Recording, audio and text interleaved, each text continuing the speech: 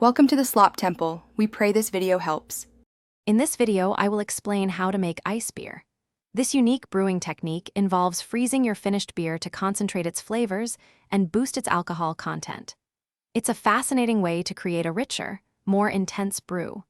We'll walk through the simple steps, ensuring you understand the process from start to finish. You'll be surprised how easily you can achieve this at home, transforming your regular beer into something truly special.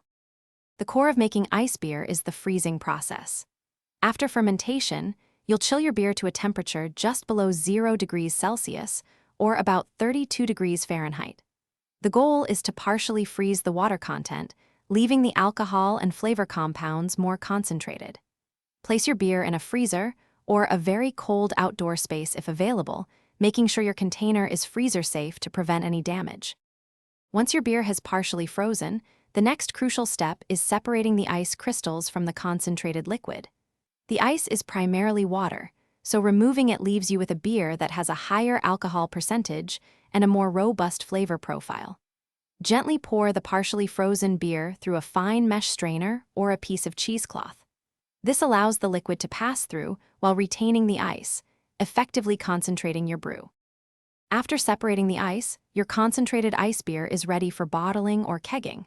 Store it properly, just as you would any other beer, to maintain its quality. When it's time to enjoy, serve your ice beer chilled to fully appreciate its intensified flavors and higher alcohol content.